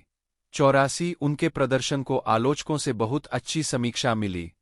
उन्होंने जेनेट जैक्सन के 6थे स्टूडियो एल्बम द वेलवेट रोप 1997 को अपने दूसरे एल्बम बिग फैट लाई 2014 के लिए अपनी मुख्य प्रेरणा के रूप में उद्धृत किया, जबकि योर लव का संगीत वीडियो जैक्सन के love will never do without you 1989 clip से प्रेरित था। 126 रिकॉर्डिंग प्रक्रिया के दौरान उन्होंने कहा कि सैम स्मिथ के 2014 album in the lonely hour ने उन्हें भावनात्मक रूप से कच्चा होने के लिए प्रेरित किया। 127 शेरजिंगर ने अपने संगीत में अपनी हवाई विरासत को भी शामिल किया है। उनके एकल पुआ के निकेनी 2007 का नाम उस फूल के नाम पर रखा गया था जो उस राज्य का स्वदेशी है। 128 गीत राइट देयर के संगीत वीडियो में हवाईयन और ताहिती फैशन और नृत्य चालें शामिल थी। 129 अपनी 20वीं की उम्र के दौरान शेरजिंगर ने अपने बालों को सुनहरे रंग में रंगकर लोपेज की नकल करने की कोशिश की। 131 संगीत शैली और आवाज 2006 में एक प्रदर्शन के दौरान शेरजिंगर के पास सोप्रानो रेंज है। 132 शेरजिंगर की गायन क्षमताओं को लेकर अलग-अलग राय है। द डेली टेलीग्राफ के एडम व्हाइट उन्हें एक अविश्वसनीय गायिका मानते हैं, लेकिन कहते हैं कि उनकी आवाज अलग नहीं है। 134 किलर लव 2011 में उनके गायन प्रदर्शन को संगीत समीक्षकों से भी इसी तरह की समीक्षा मिली। द ऑब्जर्वर के माइकल क्रेग ने लिखा, शेरजिंगर की उल्लेखनीय आवाज को एक खाली कैनवास के रूप में इस्तेमाल किया गया है, जिसमें निर्माता अन्य कलाकारों के सुझावों को पेश करते हैं। 135 ऑलम्यूजिक के स्टीफन थॉमस एयरलेविन ने लिखा कि वह एक डेमो सिंगर की कुशलता के साथ गाती है, व्यक्तित्व का एक संकेत भी दिखाए बिना गाने की जरूरतों को पूरा करती है। 136 द गार्जियन की कैरोलीन सुलिवन ने उनके गायन प्रदर्शन को शक्तिशाली और सच्चा बताया, हालांकि उन्होंने कहा कि यह रिकॉर्ड की तुलना में लाइव ज्यादा स्पष्ट है। 137 एंड्रयू लॉयड वेबर ने शेरजिंगर की मेमोरी की रिकॉर्डिंग की प्रशंसा करते हुए इसे उनके द्वारा अब तक किए गए संगीत की सर्वश्रेष्ठ रिकॉर्डिंग कहा। 138 संगीत जारी करने के मामले में शेरजिंगर ने खुद को एक पूर्णतावादी कहा है और दावा किया है कि उन्होंने 5 एल्बमों को बंद करने का फैसला किया था, जिनमें सबसे उल्लेखनीय है her name is Nicole. 139 album के लिए रिकॉर्डिंग करते समय शेरजिंगर ने पॉप, R&B, हिप हॉप और रॉक शैलियों को शामिल किया। 140 उनका इरादा पुसीकैट डॉल्स की प्रमुख गायिका के रूप में अपनी भूमिका से खुद को अलग करना और खुद को एक एकल कलाकार के रूप में स्थापित करना था। 141 उनका पहला एल्बम किलर लव यूरोपॉप की ओर झुका और नृत्य और इलेक्ट्रॉनिक जैसी नई शैलियों की खोज की। 142 एल्बम में 2/3 तेज रफ्तार वाले गाने और 1/3 गाथा गीत है। 135 बिग फैट लाई में शेरजिंगर पिछले एक दशक या अमेरिकी पॉप से परिचित विभिन्न पॉप और नृत्य ट्रॉप्स पर लौटी। 143 एल्बम के विषय प्रसिद्धि, प्रेम, सेक्स, रिश्ते के मुद्दों के इर्दगिर्द घूमते हैं। 144 और बुलिमिया के साथ उसके संघर्ष को संबोधित करते हैं। 145 शेरजिंगर ऐसे गाने रिकॉर्ड करने के लिए चुनती है जो लाइव परफॉर्म करने के लिए उपयुक्त हो। 146 उनकी स्टेज प्रेजेंस की प्रशंसा की गई है। शेरजिंगर के दौरे की समीक्षा करते हुए द गार्डियन के सुलिवन ने लिखा कि वह अपने 4 नर्तकों को मात देने में सक्षम है। 137 रोलिंग स्टोन पत्रिका के पाठकों ने शेरजिंगर को अपना 9वां पसंदीदा डांसिंग संगीतकार चुना। 147 स्टेज पर परफॉर्म करते समय उत्तेजक के रूप में वर्णित, शेरजिंगर ने कहा कि उनका स्टेज व्यक्तित्व एक मजबूत जगह से आता है, कमजोर जगह से नहीं, और इसमें एक बड़ा अंतर है। जब आप किसी ऐसे व्यक्ति को देखते हैं जिसके पास अभी भी क्लास है और जो सशक्त है, तो इसमें एक बड़ा अंतर होता है। 9 सार्वजनिक छवि 2019 में शेरजिंगर को द पुसीकैट डॉल्स की प्रमुख गायिका के रूप में जाना जाता है और उन्हें इस समूह का नेतृत्व करने का श्रेय दिया जाता है, जो दुनिया भर में 55 मिलियन से अधिक रिकॉर्ड बेचकर दुनिया के सबसे अधिक बिकने वाले गर्ल ग्रुप में से एक बन गया है। 148 उनकी प्रमुख भूमिका को आलोचकों और उनके साथी सदस्यों की आलोचना का सामना करना पड़ा। 150 मुख्यधारा की मान्यता प्राप्त करने वाली एकमात्र सदस्य होने के बावजूद शेरजिंगर ने विशेष रूप से अपने मूल देश में एक सफल एकल कैरियर विकसित करने के लिए संघर्ष किया है। 143 बिलबोर्ड के अनुसार 2007 में हर नेम इज निकोल के रद्द होने से शेरजिंगर के एकल करियर में बाधा आई। 151 जबकि उनके दोनों एल्बम किलर लव 2011 और बिग फेथ लाई 2014 डेली टेलीग्राफ के लिए लिखते हुए एडम व्हाइट ने शेरजिंगर के करियर का वर्णन सभी सही तत्वों में एक आदर्श केस स्टडी के रूप में किया है, जो स्वचालित रूप से एक महान परिणाम नहीं देता है। वह कभी भी अपने आप में एक पॉप स्टार के रूप में नहीं उभरी, इसके बजाय एक रियलिटी टीवी जज और उत्पादों के प्रवक्ता के रूप में अधिक दृश्यता और सफलता प्राप्त की। 134 द इंडिपेंडेंट के निक डुएर्लन ने शेरजिंगर को पुसीकैट डॉल्स के साथ उनके काम, उनके टेलीविजन उपक्रमों और उनके प्रचारित निजी जीवन की बदौलत परम आधुनिक सेलिब्रिटी के रूप में वर्णित किए। उन्होंने कहा कि उनके पास प्राकृतिक प्रतिभा होने के बावजूद उनमें लेडी गागा की धार, कैटी पेरी की चुतजपा या रिहाना का उत्साह नहीं है। उनका प्रेरणा, जुनून और सफल होने की अचक प्रतिबद्धता उन्हें अन्य गायकों से अलग करती है। द मास्क सिंगर के तीसरे सीजन का प्रीमियर फरवरी 2020 में Super Bowl LIV lead out programme के रूप में हुआ और इसे 27.3 मिलियन से अधिक लोगों ने देखा। यह सीरीज का सबसे ज्यादा देखा जाने वाला एपिसोड था। 105 पुसीकैट डॉल्स का रिएक्ट उसी महीने रिलीज किया गया, जिसे मध्यम सफलता मिली। 106 शेरजिंगर ने नेटफ्लिक्स की मूल एनीमे सीरीज त्रेसे में मिरांडा त्रेसे को आवाज दी, जिसका प्रीमियर 10 जून 2021 को हुआ। 107 शेरजिंगर ने एनबीसी के musical television special any live में ग्रेस फेरेल की भूमिका निभाई, जो 2 दिसंबर 2021 को प्रसारित हुआ। 108 पुसीकैट डॉल्स के पुनर्मिलन दौरे को तब रोक दिया गया था जब समूह के संस्थापक रॉबिन एंटिन ने शेरजिंगर पर मुकदमा दायर किया था। 109 इसे आधिकारिक तौर पर जनवरी 2022 में रद्द कर दिया गया था, जिसमें कोविड-19 महामारी के कारण लॉजिस्टिक कठिनाइयों और शेरजिंगर और एंटिन के बीच व्यावसायिक मुद्दों का हवाला दिया गया था। 111 उसी वर्ष अप्रैल में कुछ ही समय बाद शेरजिंगर ने हॉलीवुड के द सन रोज में 3 रातों का संगीतमय शोकेस आयोजित किया। कार्यक्रम के दौरान शेरजिंगर ने कई संगीत थिएटर प्रस्तुतियों के साथ साथ एकल संगीत में वापसी की घोषणा की।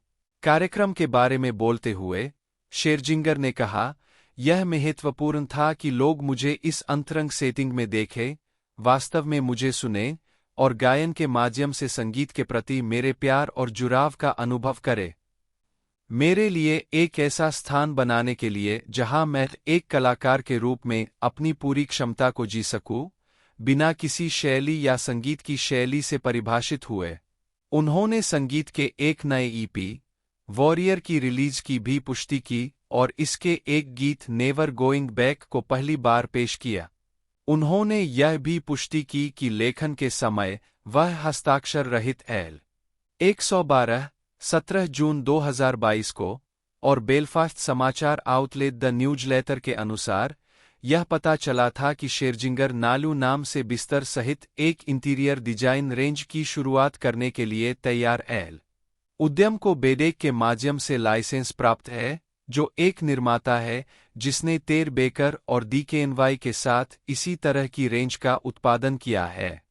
उत्तरी आयरिश डिजाइन एजेंसी एंथोलॉजी भी इस परियोजना में शामिल थी। 113 उसी दिन यह भी बताया गया कि शेरजिंगर 20 जून 2022 से शुरू होने वाले सप्ताह में फ्रांसीसी डीजे डेविड गुएटा के साथ मिलकर एक नया एकल द ड्रॉप रिलीज करेंगे। इसे 24 जून 2022 को रिलीज किया गया था। 115 7 मई 2023 को शेरजिंगर ने कोरोनेशन कॉन्सर्ट में प्रदर्शन किया, जो कि एक दिन पहले किंग चार्ल्स III और रानी कैमिला के राज्याभिषेक के उपलक्ष्य में आयोजित किया गया था। 116 शेरजिंगर ने चीनी पियानोवादक लैंग लैंग के साथ डिज्नी की 1998 की एनिमेटेड फिल्म मुलान से रिफ्लेक्शन गीत का प्रदर्शन किया। 117 2023 वर्तमान सनसेट बुलेवार्ड और ब्रॉडवे की शुरुआत। शेरजिंगर ने सवॉय थिएटर में सनसेट बुलेवार्ड के 2023 पुनरुद्धार में नॉर्मा डेसमंड के रूप में अभिनय करते हुए वेस्ट एंड में वापसी की। उनके प्रदर्शन को आलोचनात्मक प्रशंसा मिली। 118 द न्यूयॉर्क टाइम्स के मैट वुल्फ ने उनके प्रदर्शन को करियर परिभाषित के रूप में सराहा। उन्होंने लिखा, शेरजिंगर को उस चरित्र में एक शिकारी आकर्षण मिलता है जो मनोरम और डरावना दोनों है। 119 वेस्ट एंड पर अपने प्रदर्शन के लिए शेरजिंगर को सर्वश्रेष्ठ संगीत प्रदर्शन के लिए 2023 इवनिंग स्टैंडर्ड थिएटर अवार्ड और एक संगीत में सर्वश्रेष्ठ अभिनेत्री के लिए 2024 लॉरेंस ओलिवियर पुरस्कार मिला। वह सेंट जेम्स थिएटर में प्रोडक्शन के ब्रॉडवे हस्तांतरण की भूमिका में अपना ब्रॉडवे डेब्यू करने के लिए तैयार है। 120 कलात्मकता को प्रभावित। शेरजिंगर ने व्हिटनी ह्यूस्टन चित्रित को अपना आदर्श और सबसे बड़ा प्रभाव बताया है। शेरजिंगर ने व्हिटनी ह्यूस्टन को अपना आदर्श और सबसे बड़ा प्रभाव बताया है। उन्होंने कहा कि वह बड़ी होकर व्हिटनी ह्यूस्टन बनना चाहती थी और गायिका की गायन क्षमता और मंचीय उपस्थिति की प्रशंसा की। 121 122 उन्होंने कहा, कोई भी उनके जैसा उनके गाने नहीं गा सकता। उनमें इतनी शक्तिशाली ऊर्जा थी कि जब वह गाती थीं तो ऐसा लगता था जैसे उनके पंख लग गए हो। उन्होंने अपनी आवाज से ब्रह्मांड को भर दिया। उनका उपहार एक दिव्य उपहार था और यह सबसे सुंदर पैकेज में आया था। 122 उन्होंने खुलासा किया, ह्यूस्टन का the greatest love of all वह गीत था जिसने उन्हें संगीत करने के लिए प्रेरित किया। 123 जैसे जैसे वह बड़ी होती गईं, उन्होंने एला फिट्जगेराल्ड, बिली हॉलिडे, रॉबर्टा फ्लैक, साडे, एलानिस मोरिसेट और टीना टर्नर जैसे कलाकारों को भी सुना। 121 उन्होंने यह भी कहा है कि एंड्रयू लॉयड वेबर का संगीत एक कलाकार के रूप में उनके लिए प्रभावशाली रहा है क्योंकि वह Jesus Christ superstar, Joseph and the amazing technicolor dreamcoat, Evita जैसे संगीत सुनते हुए बड़ी हुई है। 124 अप्रैल 2016 के अंत में प्रिंस की मृत्यु के बाद शेरजिंगर ने उन्हें अपने करियर के लिए एक मार्गदर्शक और प्रेरणा के रूप में उद्धृत करते हुए एक लंबी श्रद्धांजलि पोस्ट की। 125 मंच पर रहते हुए शेरजिंगर टीना टर्नर और मिक जैगर के व्यक्तित्व उधार लेती है। जिस तरह से वह मंच पर इधर-उधर नाचते हैं और मंच पर उनका संतुलन। लेकिन मुझे टर्नर का रवैया और सैस पसंद है। मैं हर समय उनसे कुछ न कुछ चुराती हूँ, खासकर इस ग्रुप पुसीकैट डॉल्स की प्रमुख गायिका होने के नाते। अप्रैल 2010 में शेरजिंगर ने कपड़ों की दुकान सी.ए. के साथ मिलकर ब्राजील के स्टोर में अधोवस्त्र, जूते, हैंडबैग और गहनों का अपना संग्रह लॉन्च किया। 176 ऑनलाइन फैशन रिटेलर मिसगाइरेर के साथ एक सहयोग मार्च 2014 में जारी किया गया था, जहां उन्होंने 30 पीस रेंज डिजाइन की थी। 177 उनके सहयोग से रिटेलर को लाभ में 70% की वृद्धि करने में मदद मिली। 178 पृष्ठांकन यूनिलीवर के सहयोग से शेरजिंगर ने ड्यूरन के रियो 1982 को रिकॉर्ड किए। 179 दिसंबर 2011 में शेरजिंगर ने इम्प्रेस नेल्स मैनिक्योर लाइन का समर्थन करना शुरू किया और उसकी अपनी सिग्नेचर सीरीज है। 180 181 2012 से 2014 तक शेरजिंगर हर्बल एसेंसेस की राजदूत थी। 182 मार्च 2013 में उन्हें मॉस्को के लिए प्रथम श्रेणी के मार्गों को बढ़ावा देने के लिए ब्रिटिश एयरवेज के राजदूत के रूप में घोषित किया गया था। 183 अप्रैल 2013 में यह घोषणा की गई कि शेरजिंगर मुलर कॉर्नर, लग्जरी योगर्ट्स की एक श्रृंखला और फ्रंट टीवी और प्रिंट अभियानों का चेहरा होंगी। 184 सितंबर 2014 में शेरजिंगर स्किन केयर कंपनी के नए सेलिब्रिटी राजदूत के रूप में प्रोएक्टिव प्लस में शामिल हुई। 185 29 नवंबर 2016 को शेरजिंगर को विटामिन उत्पाद परफेक्टिल के नए चेहरे के रूप में घोषित किया गया था। 186 उन्होंने मार्च 2017 में विटाबायोटिक्स के नए परफेक्टिल विज्ञापन अभियान के लिए एक टेलीविजन विज्ञापन में अभिनय किया।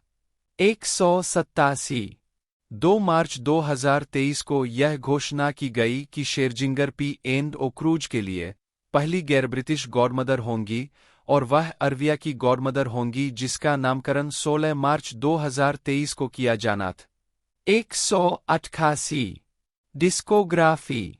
मुख्य लेख निकोल शेरजिंगर डिस्कोग्राफी और निकोल शेरजिंगर द्वारा रिकॉर्ड किए गए गानों की सूची। यह भी देखें ईडन क्रश डिस्कोग्राफी और the Pussycat Dolls discography. Killer love 2011, big fat lie 2014। Screen और मंच पर। मुख्य लेख स्क्रीन और मंच पर निकोल शेरजिंगर। अभिनीत फिल्में मोआना 2016, मोआना 2 2024, अवस्था किराया 2010, बिल्लिया 2014 से 2015, सनसेट बुलेवार्ड 2023 से 2025। शेरजिंगर ने एक सेक्स सिंबल और ग्रह पर सबसे हॉट महिलाओं में से एक के रूप में अपनी छवि विकसित की है।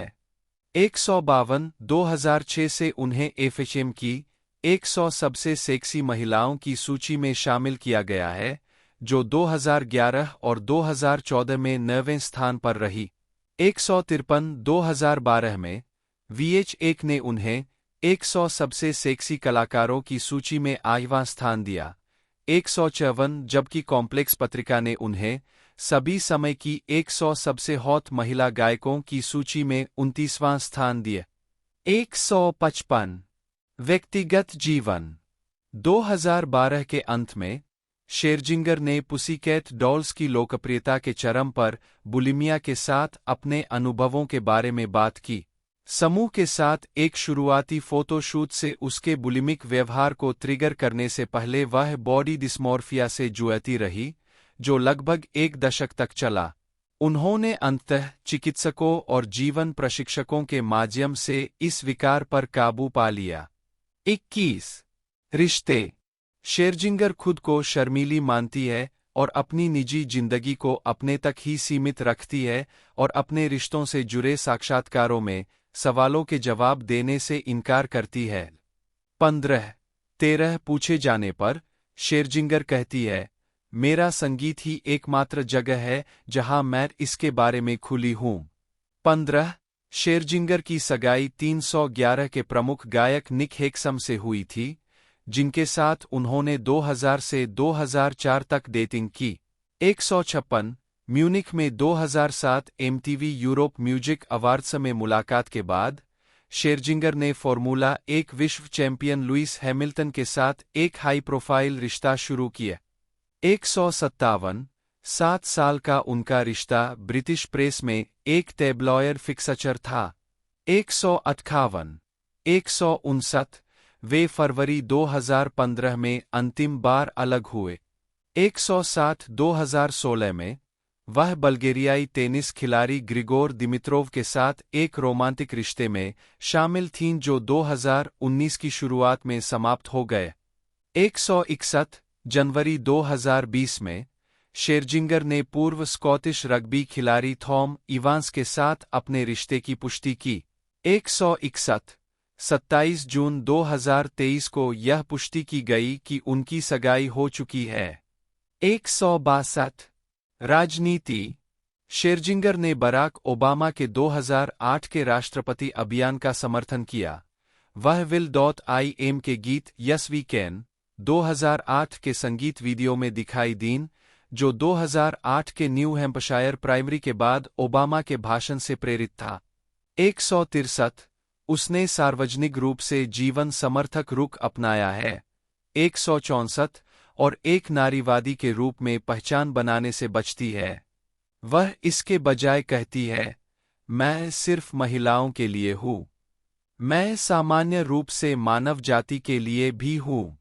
16 वह एलजीबीटीक्यू अधिकारों की समर्थक है। 165 और 2017 में बिलबोर्ड के माध्यम से शेरजिंगर ने एलजीबीटीक्यू समुदाय को एक प्रेम पत्र प्रकाशित किया, जिसमें उन्होंने प्रतिकूलता के खिलाफ मजबूती से खड़े होने और बदलाव के लिए एकजुट होने वाले समुदाय होने के लिए समुदाय की प्रशंसा की। 166 परोपकार 2010 के हैती भूकंप के बाद विभिन्न अन्य कलाकारों के साथ उन्हें charity single we are the world 25 for Haiti में दिखाया गया था और जॉर्ज क्लूनी और वाइक्लेफ जीन की hope for Haiti now a global benefit for earthquake relief telethon में भाग लिया, जिससे त्रासदी से प्रभावित लोगों को लाभ हुआ। 168 अक्टूबर 2010 में उन्होंने the Rocky horror picture show की 35वीं सालगिरह के संगीत कार्यक्रम में ट्रिक्सी का किरदार निभाया, जिसने गंभीर चिकित्सा स्थितियों वाले बच्चों के लिए Hole in the Wall Foundation शिविर पेंतेर तरतल के लिए पैसे जुटाए। 169 अपनी चाची से प्रेरित होकर, जिन्हें डाउन सिंड्रोम है, वह स्पेशल ओलंपिक की वैश्विक राजदूत बन गई हैं। 170 2014 से शेरजिंगर यूनिसेफ यूके की समर्थक है और उन्होंने गुयाना, मनीला, फिलीपींस और केन्या की यात्रा की है, जहां उन्होंने गरीबी में बच्चों को लाभ पहुंचाने वाले संगठन के समर्थित केंद्रों का दौरा किया। 171 बाद में उन्होंने 17 अक्टूबर 2014 को कैंसर अनुसंधान के लिए धन जुटाने के लिए स्टैंड अप दो कैंसर के लिए सुदोसी गायक मंडली के साथ ब्रेव का प्रदर्शन किया।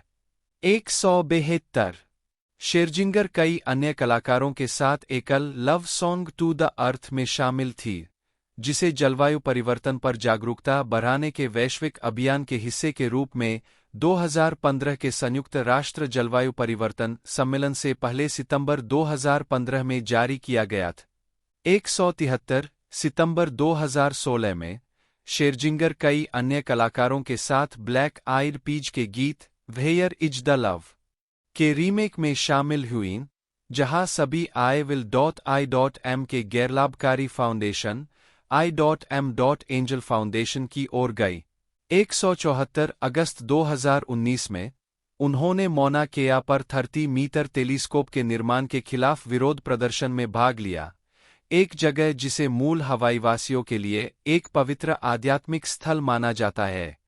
रोज माताफियो बटा एमटी एवियो बटा, जन्म 25 फरवरी 1992, एक न्यूजीलैंड की कॉमेडियन, अभिनेत्री और टीवी प्रस्तोता है। वह न्यूजीलैंड के late night comedy sketch show Funny Girls की लेखिका और कलाकार थी। 2018 में उन्होंने अपने शो हॉर्नडॉग के लिए एडिनबर्ग फेस्टिवल फ्रिंज में सर्वश्रेष्ठ शो के लिए एडिनबर्ग कॉमेडी अवार्ड जीता।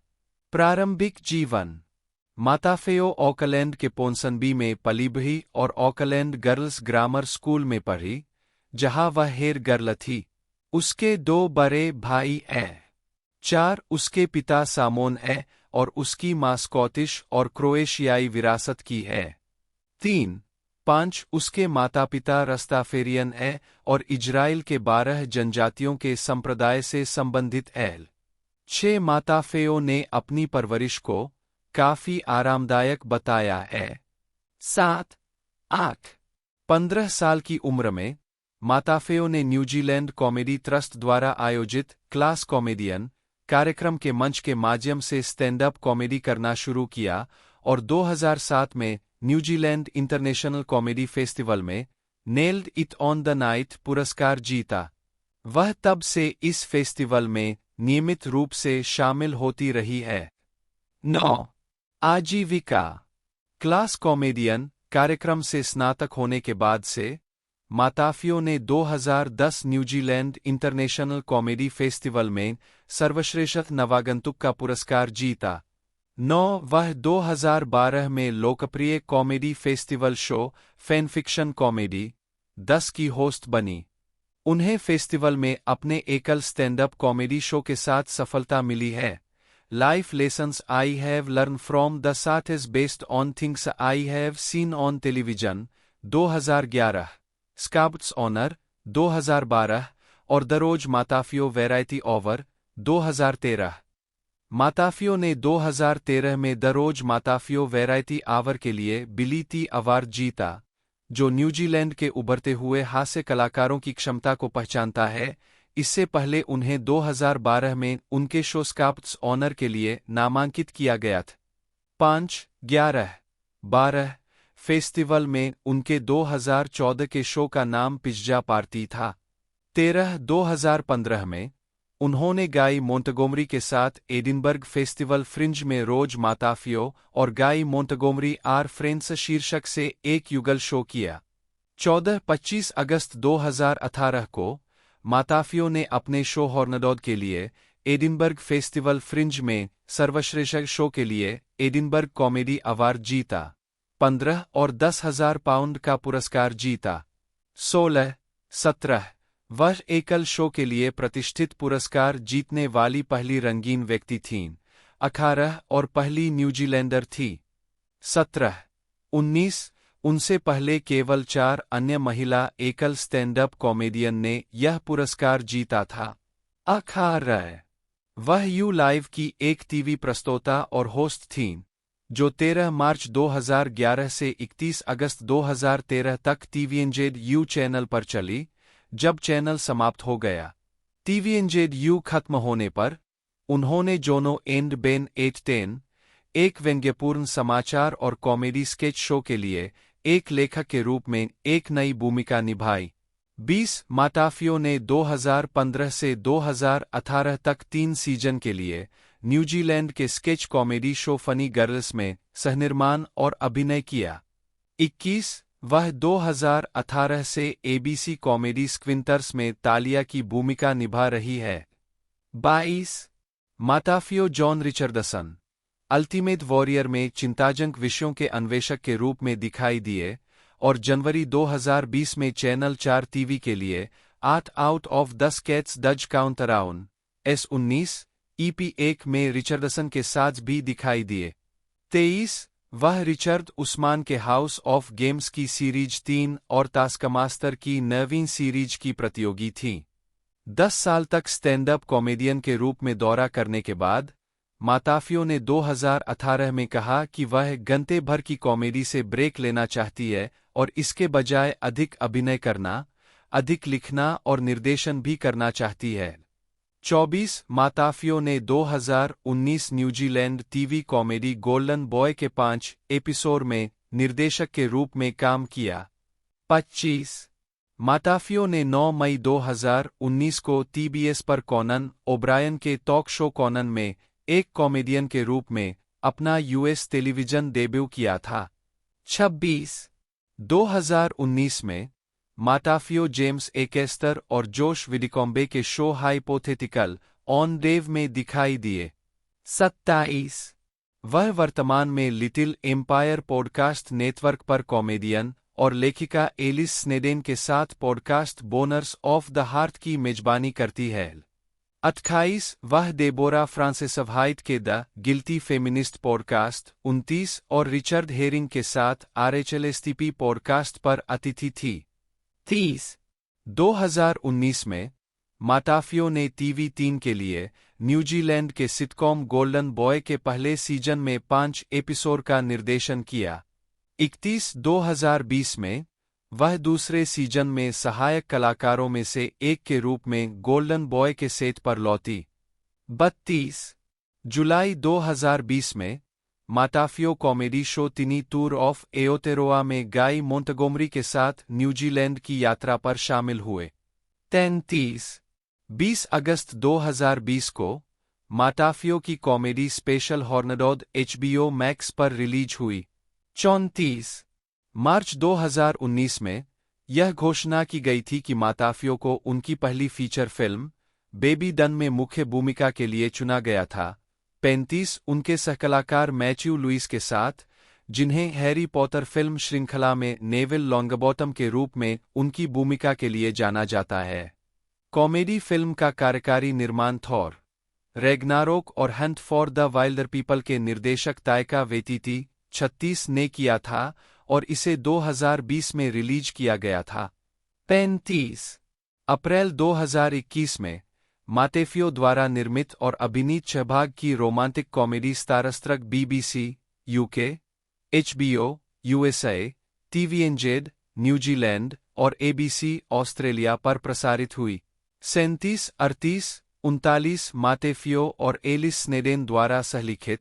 कलाकारों में अभिनेता निकेश पटेल, प्रमुख व्यक्ति और प्रेम रुचि टॉम शामिल थे। कोविड महामारी के कारण पहली श्रृंखला के लिए फिल्मांकन में देरी हुई।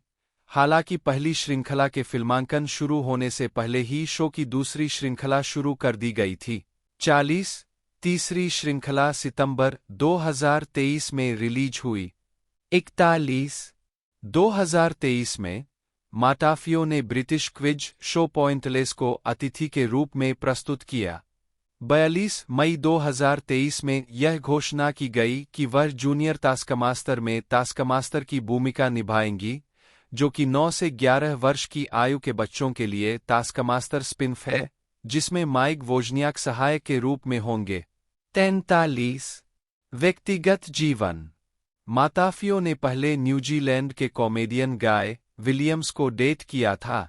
45 2015 में वह लंदन चली गईं, जहां उनके तत्कालीन प्रेमी जेम्स एकेस्टर रहते थे। उन्होंने कॉमेडियन निश कुमार के साथ एक फ्लैट साझा किया। 46 47 48 माताफियो और एकेस्टर का 2017 में ब्रेकअप हो गया। 49 माताफियो की रुचियों में से एक मुकबैंग वीडियो, जिसमें होस्ट दर्शकों के साथ बातचीत करते हुए बड़ी मात्रा में भोजन खाता है। इसलिए जुलाई 2018 में उसने ऑकलैंड में डबल हैप्पी टेकअवे से खरीदे गए टेकअवे का उपयोग करके अपना खुद का मुकबैंग वीडियो बनाने का फैसला किया। इसे द स्पिन-ऑफ पर दिखाया गया था।